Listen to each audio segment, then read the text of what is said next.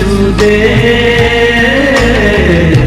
असिंह गवाह यसुदे। Praise the Lord everyone, स्वागत है आपका हमारे प्रोग्राम गवाह यशुदे में।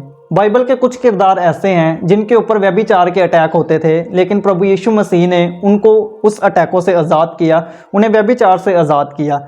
ठीक इसी प्रकार से आज के हमारे जो गेस्ट हैं, जो आज के हमारे गवाह हैं, ये बताते हैं कि उनके ऊपर भी व्यभिचार के अटैक होते थे। ये बहन बताती हैं कि ये शॉर्ट कपड़े डालती थी ताकि लड़के इनसे इम्प्रेस हो सके। ये पब्स में जाती थी, ये क्लब्स में जाती थी, वहाँ नाच गाना करते थे और लड़कों के साथ इनके काफ़ी गलत संबंध थे। इनके पिताजी खुद एक होम्योपैथिक डॉक्टर थे और उनकी दवाई जो है वो फॉरेन में जाती थी। इनकी जो मदर थी वो पागल हो गई। तो आज हम जानेंगे कि कैसे एक पब में जाने वाली लड़की परमेश्वर की दासी बनी। तो आइए हम मिलते हैं परमेश्वर की दासी पास्टर कुलविंदर जी के साथ। जय मसीह की पास्टर जी। जय मसीह की ब्रदर। पास्टर जी, इससे पहले कि मैं आपसे कुछ सवाल जवाब पूछूं, मैं चाहता हूं कि आप लोगों को थोड़ा अपने बारे में बताएं कि आप कहां के रहने वाले हैं और कहां पर रहकर आप सेवकाई कर रहे हैं। सबको जय मसीह की, खुदा का धन्यवाद। और मेरा नाम पास्टर कुलविंदर है। मैं विलेज नागो के डिस्ट्रिक्ट तरनतारन की रहने वाली हूँ और मैं वहाँ पर ही सेवकाई करती हूँ परमेश्वर के अनुग्रह से। तो आपके जो फादर साहब थे वो डॉक्टर थे, तो उनकी डेथ किस कारण से हुई? मेरे फादर होम्योपैथिक डॉक्टर थे और उनका बहुत नाम था।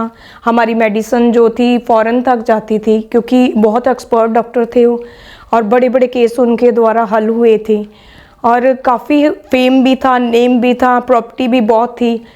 पर जैसे जैसे हमारी प्रॉपर्टी बढ़ती गई और हमारे ऊपर अटैक्स भी बढ़ते गए, हर जगह पर हम चले जाते थे, अन्य जगह पर मेरे पापा भी खुद डिप्रेशन में चले गए थे, पागल हो गए थे और ये हमें समझ नहीं लग रहा था कि ये हमारे साथ क्या हो रहा है। एक डॉक्टर जो है जब एकदम से वो इतना ऊंचा गया और एकदम से डाउन जा रहा है, धीरे धीरे हमारा फाइनेंस भी नीचे जाने लगा, घर के हालात ख़राब होने लगे। इवन दैन मम्मा के ऊपर भी पागलपन के अटैक शुरू हो गए थे। कुछ भी समझ नहीं आ रहा था और एक हफ्ते में ही हमारे फादर की डेथ हो गई थी। जादू टोने के थ्रू विचक्राफ्ट हुआ था और पापा की डेथ के बाद हमारे हालात इतने ख़राब हो गए कि जो बच्चे अपने फादर के साथ रात को होटल्स में खाने जा रहे हैं गाड़ियों में, वो बच्चे घर में चाय के लिए तरस रहे हैं। घर में ऐसे हालात हो गए थे। हमारे घर में पुराना अचार था, उसके साथ हमने खाना खाया और मेरे मम्मा घर घर में जाकर मांगने लगते थे भीख कि मेरे बच्चे बहुत भूखे हैं, उनको खाना दो। हमें इस बात के लिए थोड़ी शर्म फील होती थी कि हमें होम्योपैथिक डॉक्टर के बच्चे हैं, इतने फेमस कि उनके द्वारा बहुत बड़े बड़े केस उन्होंने हल किए थे। सोचो कि अगर फॉरेन में मेडिसिन जा रही है तो कितना फेम होगा उनका। 1 लाख हमारे लिए नॉर्मल सी बात थी उस टाइम में भी। और ऐसे करते करते फादर की डेथ के बाद इतनी गरीबी आ गई, घर की कंडीशन इतनी ख़राब होने लगी। उस जादू टोने ने ऐसा प्रभाव हमारे ऊपर किया कि मेरे 3 ब्रदर हैं, दो ब्रदर नशा करने लग गए। एक बहुत छोटा था फादर की डेथ के टाइम और 13 साल की उम्र में उसने नशा करना शुरू कर दिया, और जो बड़ा ब्रदर था वो इंजेक्शन अपने फोरहेड के ऊपर भी लगाता था। इतना नशे की डोज बढ़ गई थी और हमें कुछ भी समझ नहीं आ रहा था कि हम करें तो क्या करें। घर में दिन प्रतिदिन कलेश, जब तक किसी का खून नहीं बह जाता था घर में उस टाइम कलेश ख़त्म नहीं होती थी। और हमारे आस पड़ोस में लोग बोलते थे कि कब मैसेज आएगा कि इनके घर में किसी की डेथ हो गई है। पास्टर जी, आपने जैसे बताया है मुझे आप पब वगैरह में जाती थी, मैं चाहता हूँ कि आप थोड़ा उसके बारे में बताएं। जब आपने प्रभु यीशु मसीह के बारे में नहीं जाना था तब आपकी लाइफ कैसी थी? मेरे फादर की डेथ होने के बाद घर में हालात बहुत ख़राब हो गए थे, जैसे फाइनेंशियली कंडीशन भी ख़राब हो गई थी हमारी। जब घर में गरीबी आ गई तो मैंने सोचा मैं एक स्टैंड लूँ। मैंने एक छोटी सी पार्लर का कोर्स कर लिया और मैंने सोचा मैं बाहर निकलती हूँ और कुछ काम करती हूँ, बट वो मेरे लिए एक बहुत बड़ी जैसे व्यभिचार का रास्ता बन गया। जब मैंने घर से पाँव निकाले तो वो जादू टोने के कारण मेरे ऊपर भी अटैक होने लगे। हमें इनडायरेक्ट किसी ने बताया था कि आपकी लड़कियों के ऊपर किसी ने आपको, मतलब जैसे आपके करैक्टर को लूज़ करने के लिए किसी सियाने के पास गए हैं, तो आपको ये अपना उपाय कराओ। और मैंने जैसे घर से कदम अपने बाहर रखे, अडल्ट्री के अटैक मेरे ऊपर शुरू हो गए। मैंने पूरी रात लड़कों के साथ बातें करनी और जहाँ कहीं भी जाना तो मेरा ये टारगेट होता था कि वहाँ पर कोई ना कोई कांटेक्ट मैंने लेके आना है। और बहुत ज़्यादा फिजिकली रिलेशंस में मैं चली गई। लड़कियां गलत लड़कों के साथ मेरी संगति हो गई। एक नशा नहीं किया, बाकी पबों क्लबों में जाना ये मेरे लिए नॉर्मल सी बात हो गई थी। घर में आने के लिए मन नहीं करता था, मन करता घर से भाग जाएं, क्योंकि घर में जब आना नशा, मेरे भाइयों ने इतना नशा किया कि घर के जो हमारे सूट्स वगैरह होते थे वो भी बिक गए, हमारा घर के जो बर्तन वो भी बिक गए थे, घर में कुछ नहीं रह गया था। घर में इतनी गरीबी थी कि हमारे रिलेटिव्स भी आना बंद कर गए थे हमारे घर में। लॉनली फील करती थी और हमेशा चाहती थी कि कोई तो कोई ऐसा मेरा सहारा बने, बट मुझे नहीं पता था कि इस विचक्राफ्ट के कारण मैं लड़कों को अपना सहारा बना रही हूँ। गलत संगति मेरा हिस्सा हो गई, पबों क्लबों में जाना और पार्टीज़ में जाना ये मेरा हिस्सा बन गया था। तो आपको पता है पबों क्लबों में क्या करते हैं, डांस करते हैं, शॉर्ट्स कपड़े डालते हैं और कितने बुरे बुरे वहाँ पर मतलब कमेंट्स देते हैं एक दूसरे को। तो ये मेरा एक संगति मेरा हिस्सा बन गया था। मैं व्यभिचार में बहुत ज़्यादा गहराई में चली गई थी, पूरी पूरी रात लड़कों के साथ बातें करनी और मतलब मुझे लगता था कि अगर मैं मैरिज करवा ली मैंने तो मैं एक पर्सन के साथ नहीं रह पाऊंगी। तो मैंने सोचा था मैंने मैरिज करवानी नहीं, क्योंकि मैं एक के साथ एडजस्ट नहीं कर पाऊंगी, क्योंकि कांटेक्ट बदल बदल कर मैंने बातें करनी शुरू कर दी थी और बहुत बुरी लाइफ थी। मॉडलिंग करने लगी थी मैं और मेरा स्टेटस ही ऐसा बन गया था कि शॉर्ट्स कपड़े डालने और ऐसा मेकअप करना कि जिससे लड़के अट्रैक्ट हों और ज़्यादा से ज़्यादा प्रपोजल आए। कहीं भी जाना तो बस यही होता कि वहाँ पर कोई ना कोई लड़का जैसे मतलब कांटेक्ट में आ जाए। तो ये विचक्राफ्ट का कारण था जो इसका मेरे ऊपर बहुत बुरा प्रभाव पड़ा। तो पास्टर जी, जैसा कि आप बता रहे हैं कि आप शॉर्ट कपड़े डालते थे ताकि जो लड़के हैं वो आपसे आकर्षित हों, तो क्या कभी आपने इन चीज़ों से बाहर निकलने की कोशिश नहीं की? मैं निकलना चाहती थी, क्योंकि जब मैं अपने फादर को नाम को देखती थी कि डॉक्टर भट्टी की बेटी है, इतना उनका नाम था, मैं सोचती थी जब लोगों को पता चलेगा मेरे बारे में, जब मेरी पेरेंट्स को पता चलेगा तो कितना हर्ट होंगे वो कि हमारी बेटी बाहर जाके क्या काम कर रही है। तो मेरे लिए बहुत टफ था। मैं चाहती थी कि निकलूं बट मैं निकल नहीं पा रही थी, मेरे लिए मुश्किल था, क्योंकि मैंने ट्राई भी किया था कि अब मैं सारे कॉन्टैक्ट डिलीट करूंगी, अब किसी से बात नहीं करूंगी। पर उस जादू टूने ने मेरे ऊपर ऐसा प्रभाव डाला था कि मुझे लगता था कि जैसे एक नशेड़ी होता है ना कि नहीं रह पाएगा, वो रहा नहीं जाता था। पास्टर जी, जब एक लड़का और लड़की व्यभिचार में होते हैं, रिलेशनशिप में होते हैं, जब उनका ब्रेकअप हो जाता है तो अक्सर उनका दिल जो है वो टूट जाता है। तो आपने भी बताया कि आप व्यभिचार में थे। जब दिल टूटता है तो अक्सर लोग क्या है कि सुसाइड करने के बारे में सोचते हैं, तो क्या कभी आपने सुसाइड करने के बारे में सोचा? जी बिल्कुल, मन करता था। जैसे घर में आती तो घर में ऐसे हालात थे, मैंने आपको बताया कि घर में नशा, घर में इतनी लड़ाई झगड़ा, चोरियाँ और घर में मन ही नहीं करता था। इसीलिए मैंने सोचा था कि मैं बाहर ही ज़्यादा टाइम स्पेंड करूं लड़कों के साथ, अगर रात घर में आना तो फिर फ़ोन पर बातें। बट कहीं ना कहीं मैं इस सारी चीज़ों से बहुत परेशान हो चुकी थी और मैं चाहती थी कि क्यों ना अपने आप को मैं ख़त्म ही कर लूँ। एक बार जब मैं ऐसी लाइफ से तंग आ चुकी, क्योंकि मोस्टली कुछ मेरे फैमिली मेम्बर्स को भी मेरे बारे में पता चल चुका था कि मैं गलत कामों में चल रही हूँ, कॉलेज जा रही हूँ बट मेरे कॉन्टैक्ट गलत चल रहे हैं। तो उन्होंने जैसे जब मुझे डांटा तो मैंने एक बार जैसे मरने की कोशिश की, जैसे कि टैबलेट्स वगैरह जो मैंने यूज़ करने की कोशिश की, बट उसका मेरे ऊपर असर नहीं हुआ, पता नहीं क्यों। शायद परमेश्वर की कोई योजना थी मेरी लाइफ में। तो आप बता रहे थे कि आपने मॉडलिंग की भी ट्राई की, तो आप उसके बारे में थोड़ा बताएं कि कितने साल तक आपने मॉडलिंग की? जब मैंने देखा एक्चुअल में, जब मैं बाहर निकली तो मैंने देखा कि असली लाइफ तो यही है कि लोग जैसे जा रहे हैं, पार्टीज करते हैं, लड़कियों को देखा कि घूमते हैं, मतलब मॉडलिंग में कितना ज़्यादा फेम इनका बढ़ रहा है। तो कहीं ना कहीं मेरे मन में आ रहा था कि क्यों ना मैं इस लाइन को ज्वाइन करूं, कि मैं मॉडलिंग करती हूँ, इससे क्या होगा, मेरे कॉन्टेक्ट्स भी बढ़ेंगे, मेरा एक अलग फेम भी होगा।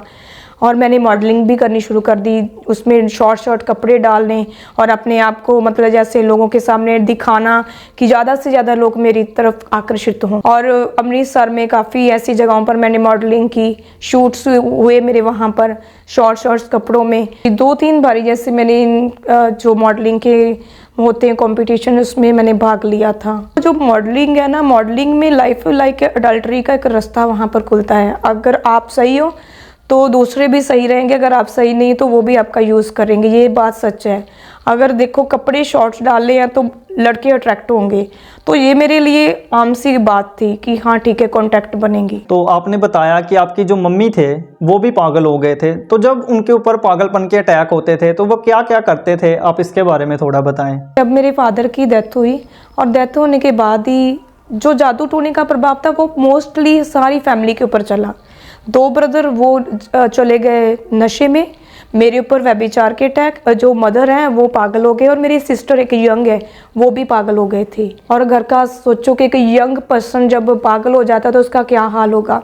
मेरी सिस्टर बहुत यंग है, बहुत खूबसूरत है। जब वो पागल हुई तो मुझे बहुत ज़्यादा धक्का लगा कि शॉक्ड हो गए कि अरे घर में इतना पहले से ही मतलब कलेश है, इतनी मुश्किलें हैं, इतना स्ट्रगल है, अब सिस्टर भी ऐसे करने लगी है। तो ये सारा जादू टोन के कारण था। और मम्मी जब पागल हुए, मम्मी ने पुराने कपड़े डाल लेने, कितने दिन नहाते नहीं थे। जब हमारे घर में किसी ने आना तो उन्होंने बातें करनी कि आपकी मम्मा के मतलब कपड़ों में इतनी बैड स्मेल आती है, आप इनको बोलो। हमने मम्मा को बहुत समझाना, बट मम्मा अपने कॉन्शियस से बाहर थे। और घर घर में जाकर मम्मा ने बताना कि मेरे पति मर गए हैं, मेरे घर में कुछ खाने के लिए नहीं है, मेरे बेटे नशा करते हैं, हमारे घर में हालात बहुत ख़राब हैं। ऐसे ही सिस्टर मेरी जब वो पागलपन में आ गए तो अटैक बढ़ गए उनके ऊपर, उन्होंने गालियाँ निकालनियाँ शुरू कर दी। वो बुटीक का काम करते थे, वो काम भी हमारा छूट गया, उसकी स्टडी भी बीच में ही रह गई। और बहुत ज़्यादा उसने अपने आप को कमरे में बंद कर लिया था, कुछ भी खाती नहीं थी, कुछ भी पीती नहीं। मतलब ऐसा हमारा हाल उस जादू टोने के कारण हो गया। हमें किसी ने सहारा नहीं दिया, हमें किसी ने नहीं पूछा उस सिचुएशन में कि आपके पास कुछ खाने के लिए है कि नहीं, किसी ने हमारी सपोर्ट नहीं की। तो आपने अपनी लाइफ में काफ़ी पैसा भी देख लिया, आप क्लब्स में जाते थे, आप शॉर्ट कपड़े डालकर लोगों को इम्प्रेस करते थे, लेकिन हम जो लोग हैं, हम इंसान जो हैं, जब तक हमारा दिल टूट नहीं जाता तब तक हम प्रभु यीशु मसीह के पास नहीं आते। तो आपके जीवन में ऐसी कौन सी घटना हो गई थी कि आपको लगा कि अब सब कुछ खत्म हो गया है? जब मेरे फादर की डेथ हुई, और मैंने जैसे आपको बताया कि हम अन्य जगहों पर हर जगह पर जाते थे, और मेरा एकदम मन टूटा। मैंने कहा कि अगर आप में पावर होती तो आप मेरे पिता को ज़रूर बचा लेते।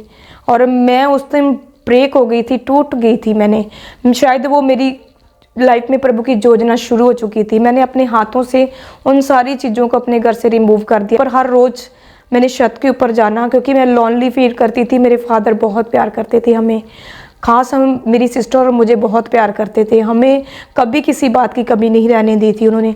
मेरी स्टडी छूट गई, सिस्टर की स्टडी छूटी, छोटे ब्रदर की तो बिल्कुल छूट गई थी। और इतनी भूख हमने फादर की डेथ के बाद देखी कि चाय पीने के लिए तरस रहे थे।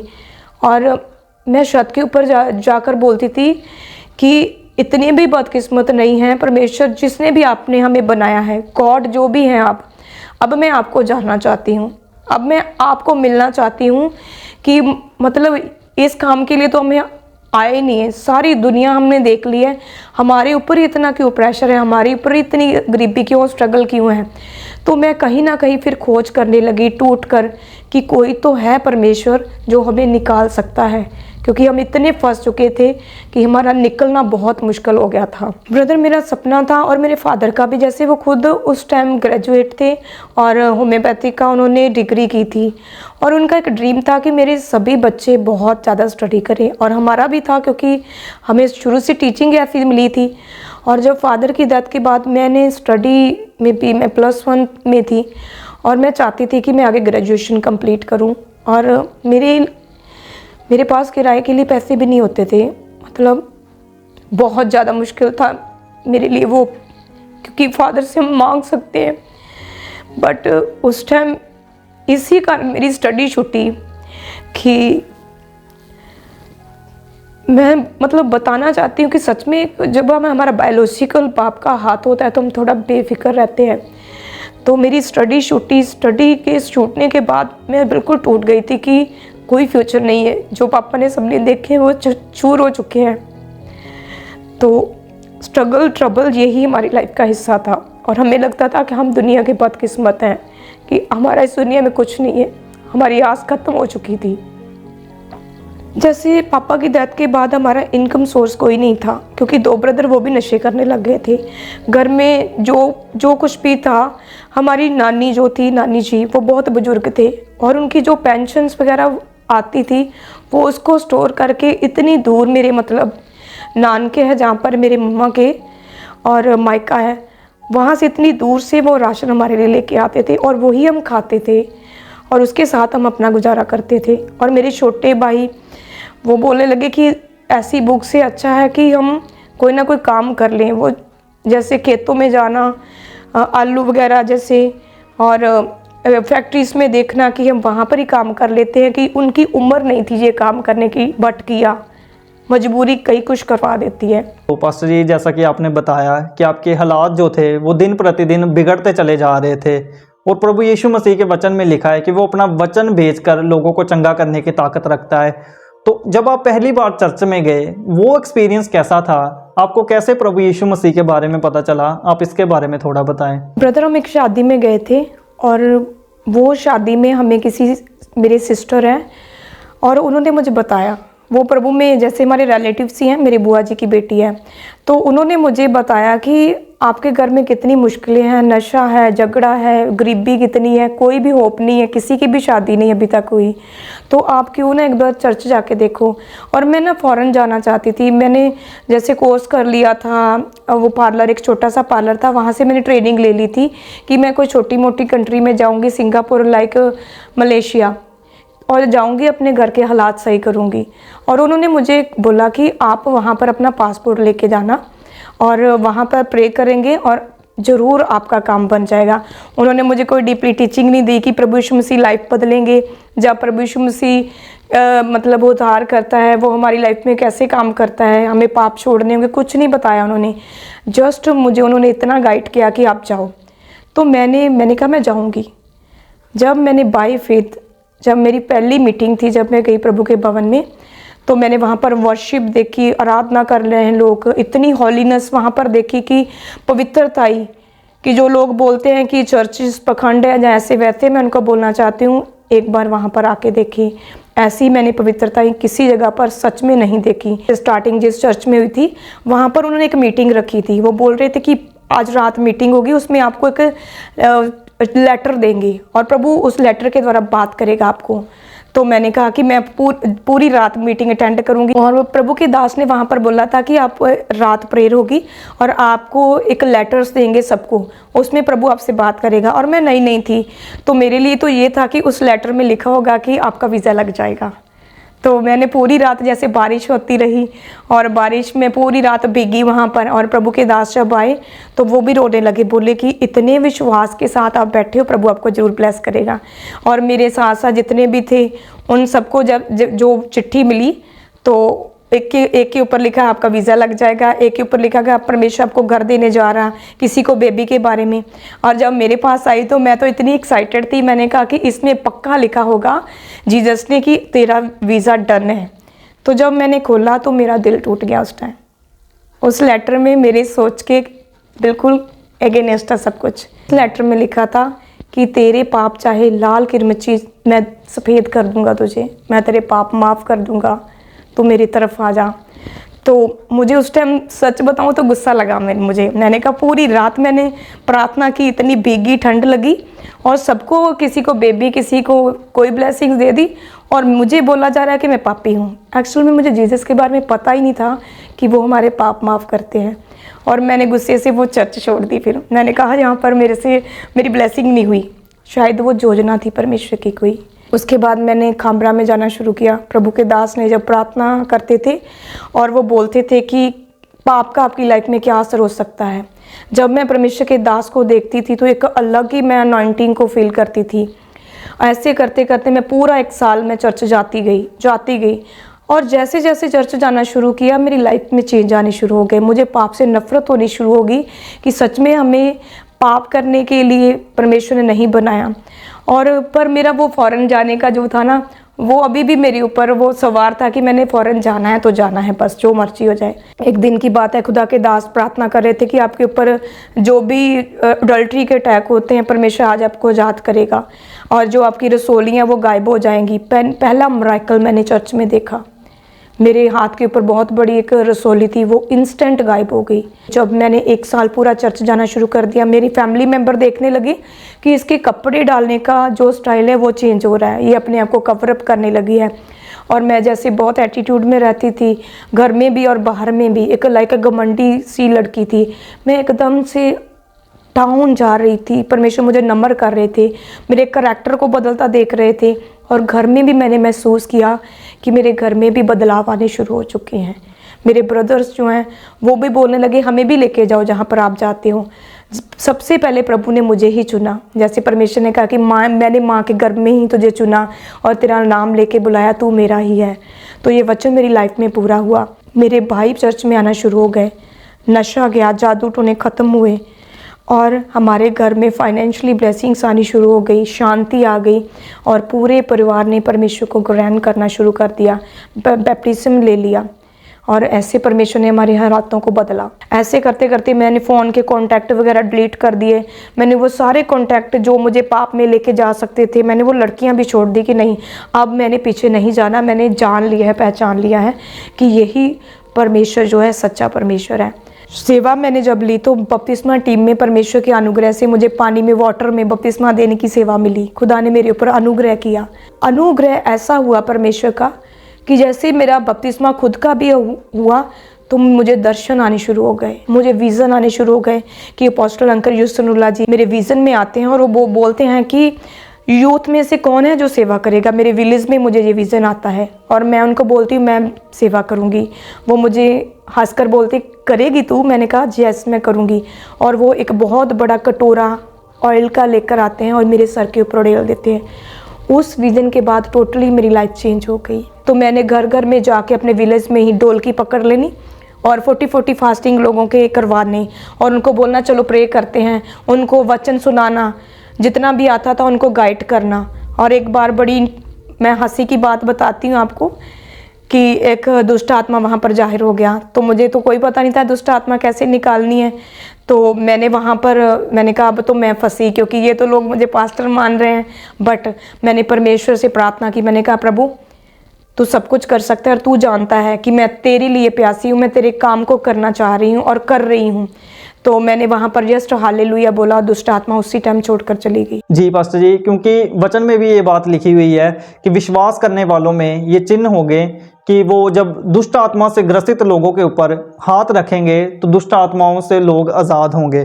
ठीक आपके साथ भी ऐसा ही हुआ। तो फिर आपने जो सेवा है वो कैसे शुरू की, आप इसके बारे में थोड़ा बताएं। जैसे लोगों के घरों में मैंने बैप्टिज्म के बाद जाना शुरू कर दिया, मेरे घर वाले भी बोलना शुरू कर दिया कि तू ये पागलों वाले काम बंद कर दे, लोग क्या बोलेंगे। ठीक है, हमने प्रभु को अपना जीवन दिया है, बट हमारे घर की लड़कियां ऐसे घर घर में जाएंगी तो अच्छा नहीं लगेगा।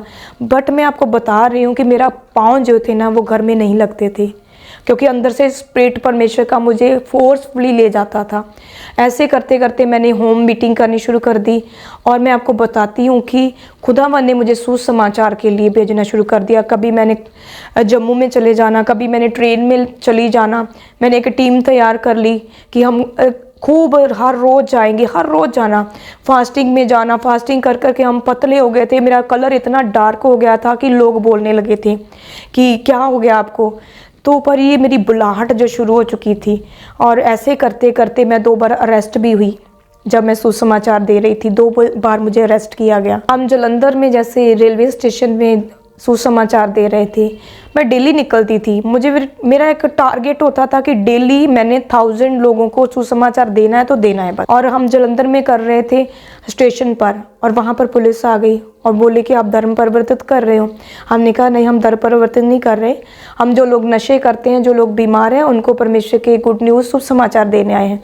तो वो बोले चलो थाने चलते हैं। तो मैंने कहा चलेंगे। हमें वो थाने में ले गए और वहाँ पर वो हमसे जैसे पूछताछ करने लगे, किसने भेजा और किसके थ्रू आए हो। तो हमने कहा हम अंकनुल्लाह मिनिस्ट्री से आए हैं। तो बोले कि आप ये गलत कर रहे हो, आपका पर्चा काट दें। तो मैंने कहा काट दो आप, क्योंकि हम कोई बुरा काम नहीं कर रहे। बोले आप अपने घर के कॉन्टैक्ट दो, हम उनको कॉल करेंगे। तो मैंने कहा हम घर के नंबर नहीं देंगे, उनको पता है हम क्या कर रहे हैं। तो वो बोले कि बहुत बदतमीजी से बात कर रहे हैं। उनको बदतमीजी लग रही थी क्योंकि उनको पता ही नहीं है इन बातों का।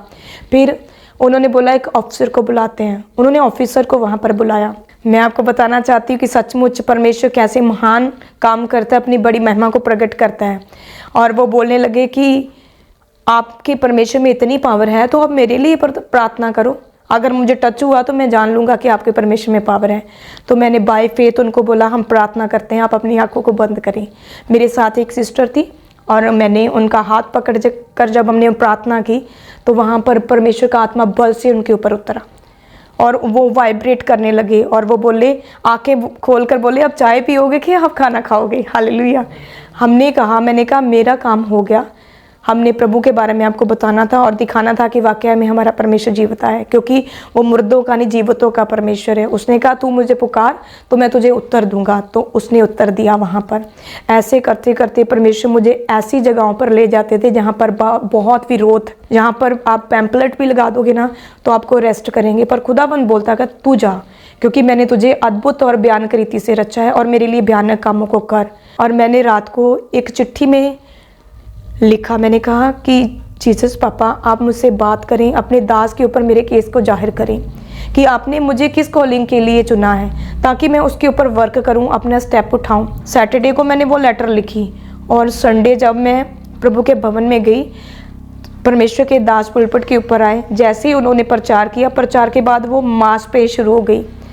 मैं आपको ये भी एक बात बताना चाहती हूँ कि मतलब बाकी सब ठीक चल रहा था, बट उस जादू टोनों का प्रभाव कहीं ना कहीं हमारे घर में अभी भी था। मेरे मदर को, जैसे मैंने आपको बताया कि पागलपन के अटैक होते थे, साथ में सिस्टर को भी उस जादू टोने के कारण पूरी तरह डिलीवरेंस नहीं हुई थी। मैं लोगों के ऊपर प्रार्थना कर रही थी, बट मेरे अपने घर में वो डिलीवरेंस नहीं हो रही थी। मेरे लिए एक शर्मिंदगी थी और दूसरा मुझे बुलाहट के बारे में पता नहीं चल रहा था। और मैं हैरान रह गई कि परमेश्वर के दास ने उस टाइम चलती प्रार्थना में बोला कि मैं जहाँ पर एक बहन को देख रहा हूँ जिनकी घर की औरतें पागल हो जाती हैं और वो कंफ्यूज है, वो आगे आ जाए।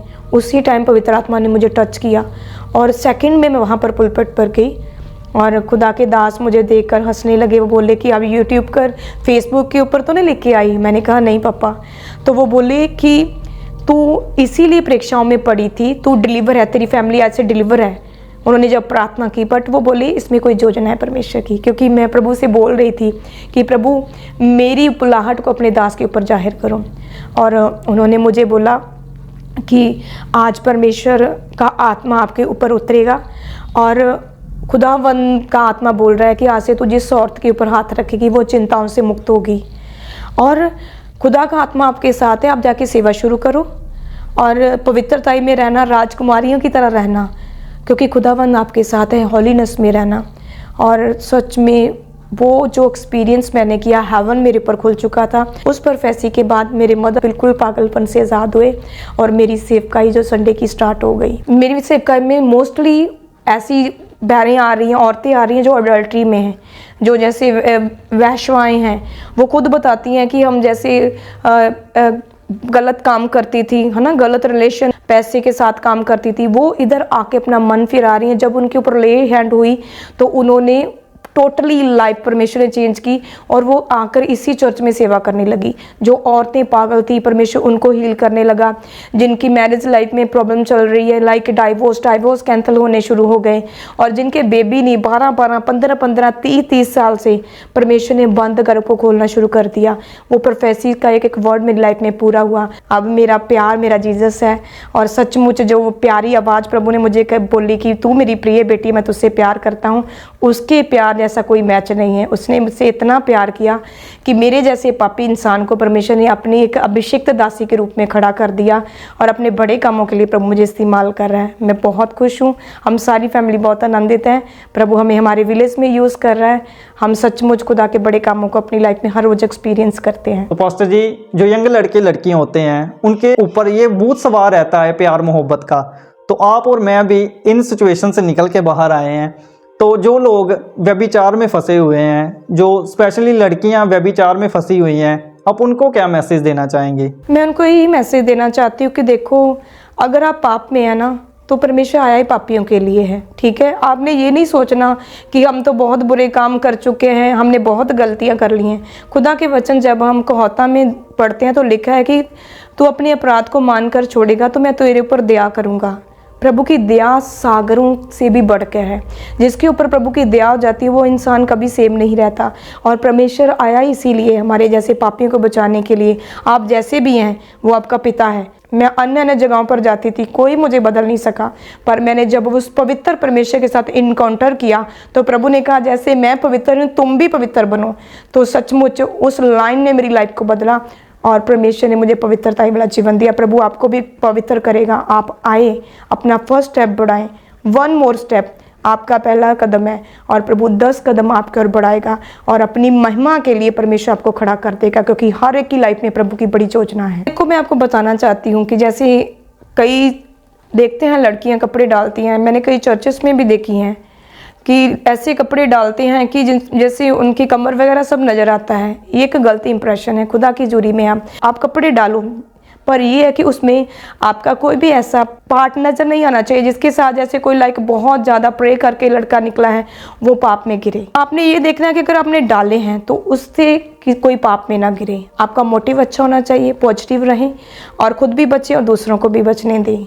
ये मेरा मैसेज है यूथ को। अच्छे कपड़े डालें आप वेस्टर्न कोई बात नहीं है, बट ऐसे डालें जिसमें आप कवर हो, जिसमें सच में एक पवित्र परमेश्वर के बच्चे नजर आए। तो पास्टर जी, आपने बिल्कुल ठीक ये बात कही है कि हमारे जो कपड़े हैं वो मैटर नहीं करते, लेकिन हमने उनको किस इंटेंशन से पहना है, हमारा मोटिव क्या है उसके पीछे, वो मैटर करता है। तो आपने काफ़ी अच्छा मैसेज दिया लोगों को, इसके लिए पूरी गवाह यीशु की टीम आपका दिल से धन्यवाद करती है। मैं भी परमेश्वर का सबसे बहुत धन्यवाद करती हूँ कि सचमुच वचन में लिखा है कि जब तक स्वर्ग से दिया ना जाए धरती पर कुछ नहीं मिलता।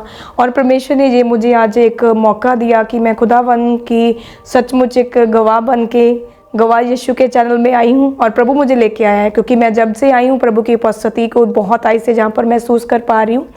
और मैं प्रभु का धन्यवाद करती हूँ और मैं आपका भी बहुत धन्यवाद करती हूँ कि आपने भी हमें ये मौका दिया कि हम दुनिया के शोर में परमेश्वर के उसके वर्ड को पूरा कर सकें, जो खुदा ने कहा है कि मैं दुनिया के शोर तक तुझे गवाह बनाऊंगा। तो इस माध्यम के जरिए ये सारी टेस्टमनी सचमुच दुनिया के शोर में जाएगी और यूथ बदलेगा। धन्यवाद पास्टर जी। जैम से की जैसे कि आपने प्रभु की दासी की गवाही को सुना, तो जैसे बाइबल में परमेश्वर ने व्यभिचारी लोगों को आज़ाद किया था, ठीक उसी प्रकार से परमेश्वर आज भी अपने लोगों को आज़ाद करने की ताकत रखता है। आपके पाप चाहे लाल रंग के क्यों ना हो, परमेश्वर उनको भी श्वेत करने की ताकत रखता है। तो आप इस गवाही को अपने फ्रेंड सर्कल में ज़रूर शेयर करना, यूथ के साथ स्पेशली इस गवाही को ज़रूर शेयर करना, ताकि परमेश्वर उनके जीवन में भी काम कर सके। सबको जय मसीह की। तो मेरे प्रिय भाई बहनों, अभी आपने एक बहुत बड़ी अद्भुत गवाही को सुना। तो मेरा विश्वास है परमेश्वर इस गवाही के द्वारा आपके जीवनों में 100 गुना फलों को लेकर आएगा। आप इस टेस्टिमनी को अपने दोस्तों के साथ, फैमिली मेंबर्स के साथ शेयर ज़रूर करें, ताकि वो भी जान सके कि परमेश्वर कैसे लोगों के जीवन में काम कर रहा है। मेरा विश्वास है परमेश्वर इस गवाही को सुनने के बाद आपके जीवनों को सेम नहीं रहने देगा। आप हमारे चैनल गवाह यीशु दे को सब्सक्राइब कर लें, ताकि आने वाले दिनों में आप परमेश्वर की और गवाहों के साथ मिल सके। अगर आप भी अपनी टेस्टिमनी हमारे साथ शेयर करना चाहते हैं तो नीचे आपको एक ईमेल आईडी दिखाई दे रही होगी, आप उस ईमेल पर अपनी डिटेल शेयर कर दें, हम आपके साथ कांटेक्ट ज़रूर करेंगे। मेरा विश्वास है परमेश्वर आपके जीवनों को सेम नहीं रहने देगा। God bless you all. सभी को जय मसीह की। ਅਸੀਂ ਯਿਸੂ ਦੇ ਅਸੀਂ ਹਾਂ ਗਵਾਹ ਯਿਸੂ ਦੇ।